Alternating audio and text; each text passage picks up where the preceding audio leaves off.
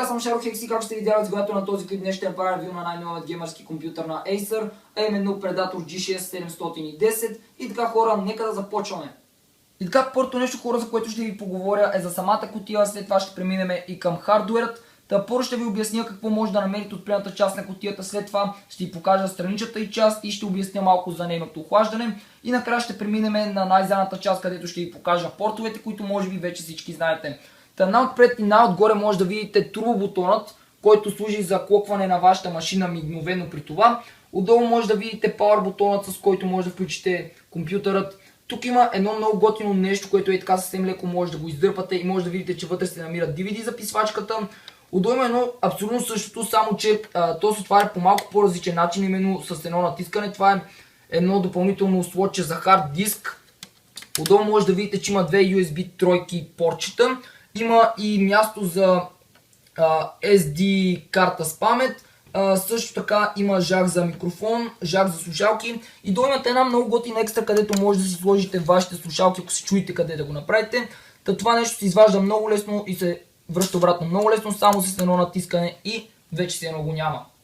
И така, това е страничната част на компютъра, на която може да забележите логото на Predator. И както ви обещах преди малко, сега ще си поговорим и за самото охлаждане. За да може, хора, компютъра ви да не загрява, докато се наслаждавате на вашите любими игри, от Acer са разработили една система за охлаждане, която се казва Ice Tunnel. Тя позволява на предната и страничната част на компютъра да прониква хладен въздух, а през задната част да излиза топлият въздух. И по този начин, хора, ефективността на охлаждане е огромна. Това е задната част на компютъра. Ето това нещо служи като задръжка, с която може много лесно да вдигнете компютъра. Това тук е щепсела за захранването. Това е HDMI порта, дисплей порта. Имаме 4 USB 3 порта, 2 USB 2 порта, порт за интернет, жакове за микрофон, слушалки, тонклони, DVI конектори, HDMI портове и накрая имаме един вентилатор, който помага за охлаждането. И така, ето че вече съм на компютъра, както може би сте забелязали, той е с операционна система Windows 10, което е нещо невероятно, особено за игрите, които ще излизат за в бъдеще. Сега, както ви обещах, ще си поговорим малко за неговия хардуер, като ще започнем с хард дисковете. Той може да побере до 12 терабайта, в момента обаче на него има едва 5, които обаче мисля, че са ви предостатъчни за да свалите каквото си пожелаете. И сега да преминаваме към следващите неща, като да речем RAM паметта. Той разполага с 64 гигабайта, 2133 МГц RAM памет, което мисля, че е нещо невероятно. Ще може да играете любимите си игри и да сте включили Google Chrome си с 1000 таба. И компютърът няма да ви забива, което е нещо уникално. Процесорът му е Intel Core i7 6700K с 8 ядра, хора. С 8 ядра. Представете си каква машина е това. Просто ще може да си правите каквото си поискате и да играете любимите си игри без никакви проблеми. Защото и видеокартата му е невероятна, а именно Nvidia GeForce GTX 970, който не знае, и аз съм със същата, нямам никакви проблеми с игрите, ще може да си кара този компютър всички игри без никакви проблеми. И сега, хора, ще поговорим малко за едни софтуерни програми, които са включени към самия компютър, понеже знаете, това е Predator G6 710. Тъй ще започнем с първата програма, която е Predator Sense. Това, хора, е софтуер, с който може много лесно да клоквате вашият процесор. Процесорът разполага с 3 мода, Turbo, Faster и Normal, като Turbo модът ви позволява да клокнете процесора до 110%, Faster мода до 105% и Normal мода до 95%. Ето тук вече може да следите и самата честота на процесора. Тук може да следите температурата на процесора и на системата и тук може да видите с каква скорост духат вентилаторите на процесора и на цялата система, като естествено много лесно може да увеличите скоростта само с едно кликване, ето тук на Full Speed. Вторият софтуер е Creative Sound Blaster, което е един софтуер, с който може да си променяте звука на компютъра, като може да го настройвате специално за First Person Shooter игрите, за филми, драйвинг симулации, Adventure и Action, Real-Time Strategy, което това мисля, че са тия стратегическите игри, като не мога да сетя се за момента. Voice, което нямам идея какво е, това може би е, да речеме, за някакви TV шоута или някакви такива неща. Това е, тук вече има някакви по-различни неща, като например може да си увеличавате баса, сараунда, който е много полезен, особено за FPS игрите, за да разберете точно откъде идват вашите опоненти. Имаме и още две настройки, които обаче аз не знам какви са. Също така имаме и още ето на тука, но аз понеже не съм много по звуците и особено по такива някакви ефекти, защото не искам да оплескам нещо, не разбирам много хора и затова не мога да ви обясня повече за тях. Това ще бъде всичко от това ревю. Надявам се компютъра да ви е харесал. Ако е така, може да харесате този клип, да оставите в един коментар и да се абонирате за моят канал, за да ме мислите всеки ден. Това е всичко от този клип. Чао, чао!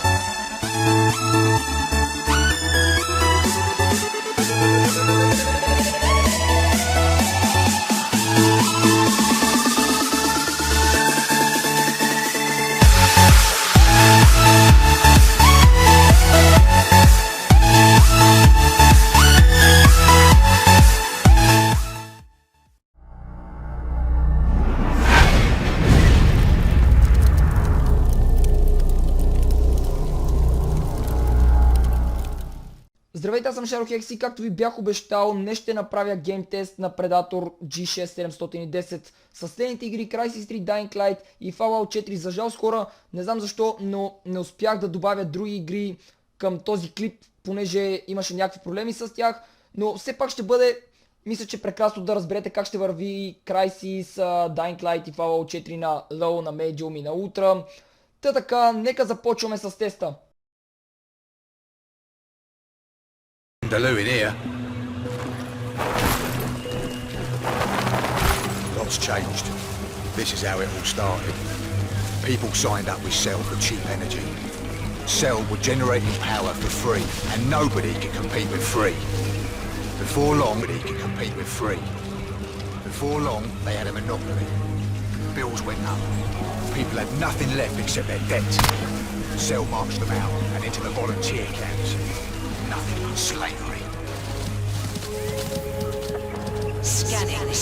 One big sweaty armpit. Not that you'd notice inside that suit, but it's hotter than a Vindaloo in here.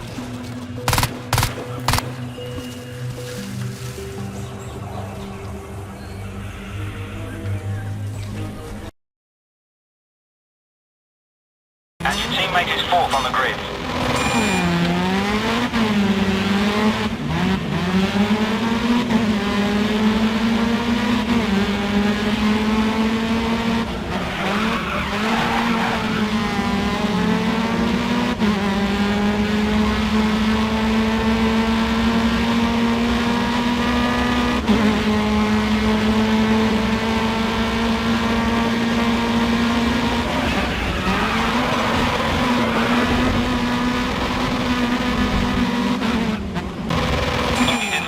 In the driver standings by the end of the season.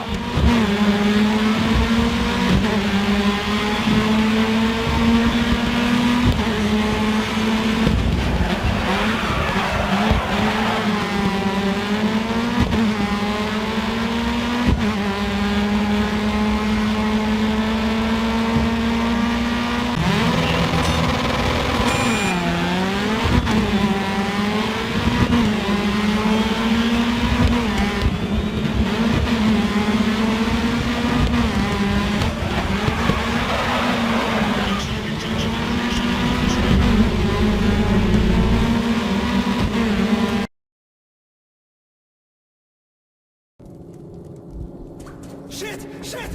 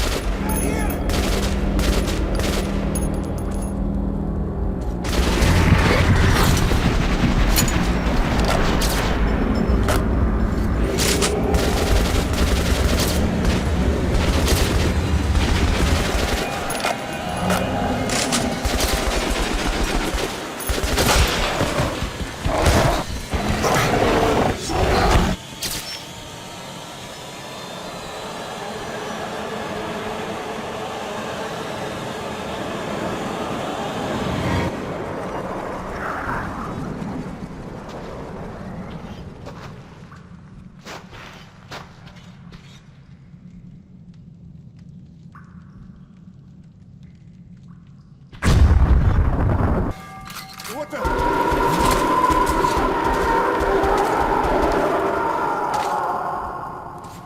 What happened? Shit!